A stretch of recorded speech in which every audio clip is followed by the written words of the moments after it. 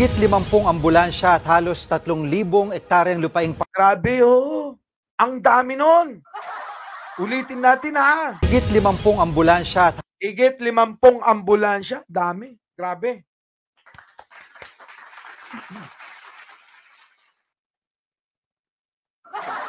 Alin? Ano pa? halos 3,000 ektaryang lupaing pangsakahan ang Grabe, 30,000 lupa sakahin. Grabe, dami.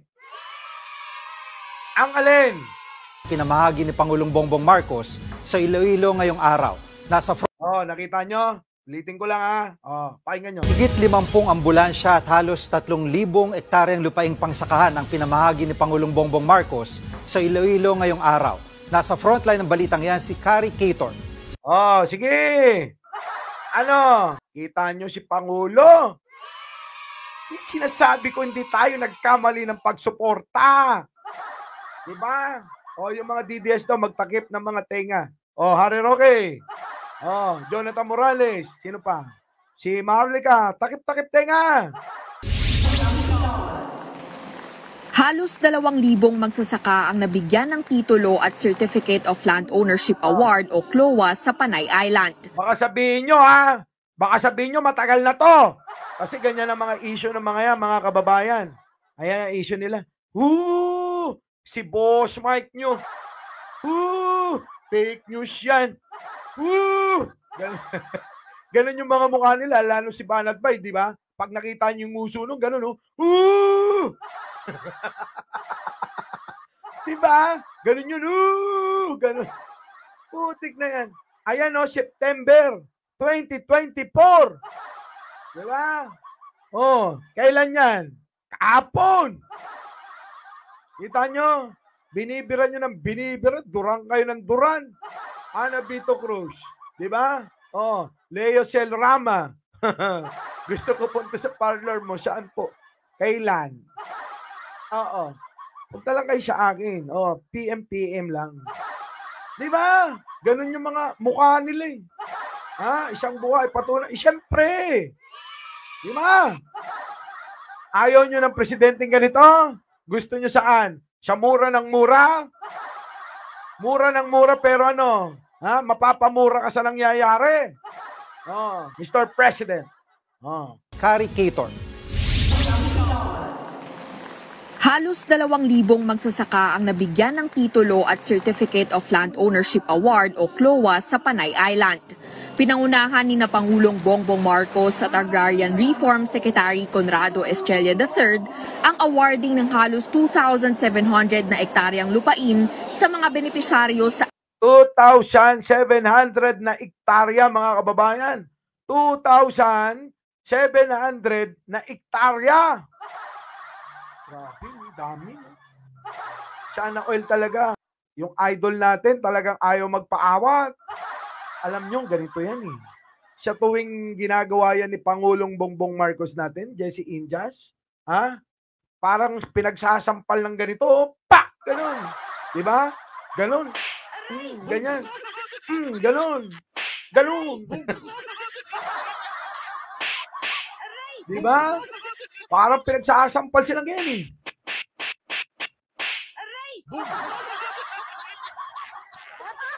Tahimik DDS, wala na. Durug. Durug sila, mga kababayan. Durug. Durug na durug, mga kababayan, ha. Thank you naman kay Eddie Rodriguez.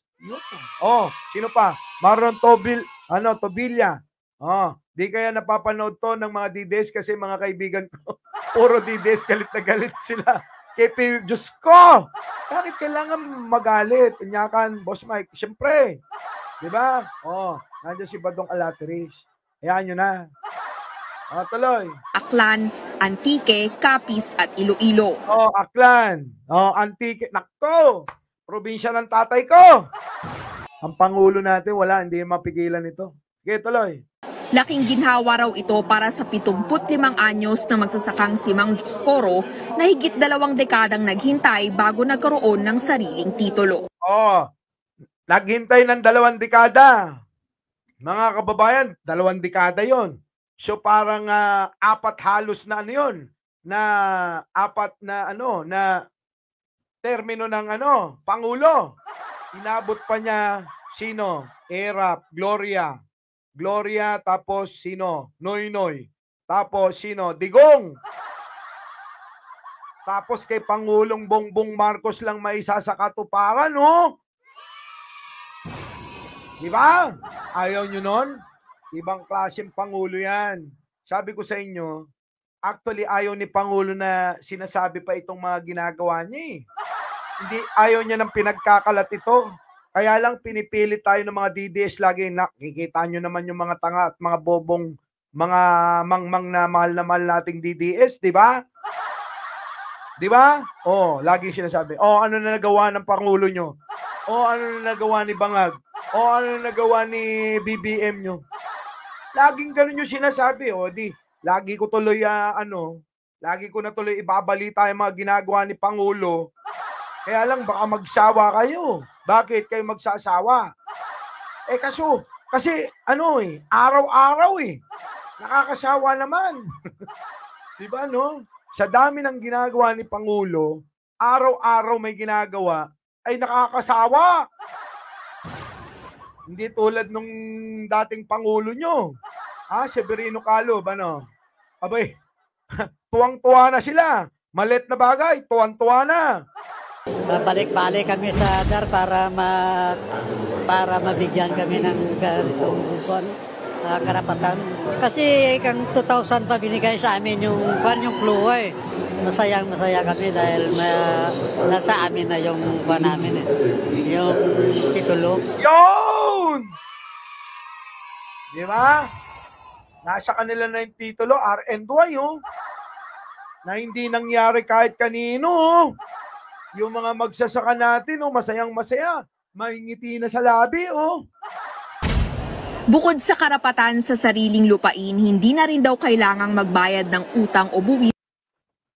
Tingnan nyo yung mga lolo natin, na mahal natin. Tingnan nyo yung mga lolo natin, na mga magsasaka na mahal natin. Abay, alam nyo, matagal na nilang minimithi ang mga titulo na yan. Ang problema, mga kababayan, napatalsik lang si Pangulong Ferdinand Marcos Sr. Kung hindi lang talaga napatalsik yan, mga kababayan, nako, lahat ng mga magsasaka, noong pa masaya. Diba? Noong pa dapat masaya yung mga yan. Bakit? Noong panahon pa ni Pangulong Ferdinand Marcos Sr. yan, plano na yan. Nako, isa ka pa, Torreon. Pikit mata. Anong hindi dadami magmamahal kay Pangulo niyan? Kita nyo naman. Kahit yung nakaraang administrasyon diba? Wala. Ano inisip nung nakaraang administrasyon? Kanya-kanyang bulsa sila ng pera. Kanya-kanya silang nakaw ng alin? Ng kwarta. Ganon ang ginawa nila, Daisy's Kitchen Lance Maris, diba? Walang ginawa kundi magnakaw ng pera. Tatay, congrats po At least, bago man lang magpahinga. At least na isa katuparan at masasabi na nila na may silbi na yung pinaglaban nila. At estate tax alinsunod sa New Agrarian Emancipation Law nitong 2023. Ang mas mahalaga nito ay ang... Ayan na si Pangulong Bongbong Marcos. Evelyn Calison, thank you naman. Congrats sa mga tatay na nakatanggap ng titulo. Di ba? Tuwan-tuwa ako, mga kababayan. Kasi yan lang lagi ko sinasabi. Alam nyo, sa totoo lang, maniwala kayo hindi. Binulong ko yan kay First Lady. Ewan ko kung nakapalo kayo sa akin sa FB ko, sa page ko. Sino nakapalo? Tignan nyo doon. Bago kami mag-cheers ni ganyan ni First Lady. Sabi ko, Madam First Lady, huwag nyo naman papabayaan yung mga magsasaka natin. Tumanda na sila lahat. Hindi pa rin nagkakaroon ng sariling titulo. Baka naman. Kita nyo, mga kababayan. Ngayon nangyayari. Ang daming saksi nun. Daming tao, mga nasa paligid namin dun. Nandoon pa sa paligid namin yung mga DDS. Sabi ko, Madam First Lady, isa lang naman eh. Oo, baka naman. Yung mga matatanda na talaga yung mga magsasaka. Sabi, hanggang ngayon, pinaglalaban pa rin nila yung sariling titulo nila. Di ba? O baka naman. Oo, yun lang. Happy na kami. Wag na sa amin. Hindi namin kailangan yan. Oo, wag na sa amin. Siyempre, yung ibang vlogger, medyo napakunot ng noon ng konti na ganun. Sabi ni Mike Cerbero, wag na daw sa atin. Paano naman tayo nito? Diba? So yun yung mga lumipat doon. Wala talaga eh. Wala talaga mga kababayan. Nakinig talaga. Kahit singkunduling, wala. Hindi. Siguro sabi, isip-isip ni First Lady, di ba yan naman yung ano nyo? Yan naman yung request nyo? Yung mga magsasaka, wag nyong pabayaan. Di ba? Ayan, ginawa na. Kaya nagtampo yung iba siguro. Hindi nagkapera. Di ba, mga kababayan? Pagbabago sa buhay. Pangulo muna. Pangulo. Alinsunod sa New Agrarian Emancipation Law nitong 2023. Ang mas mahalaga dito ay ang pagbabago sa buhay ng halos Kita nyo si Pangulo, halos wala ng pahinga, Lumalamang na ako ng kapiraso. Di ba? Roberto Django, ano? Kita nyo. Pangulo, adik sa pagsiservisyo. Di ba? Mga Duterte, adik sa kwarta.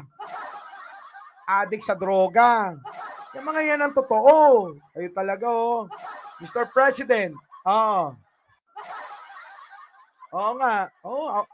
Sabi ko nga sa inyo Sa totoo lang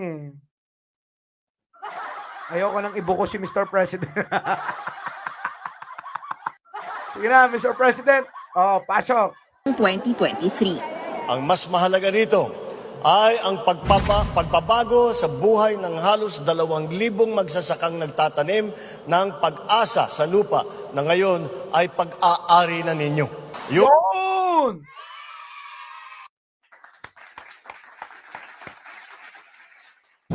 Yan ba ang bangag na presidente?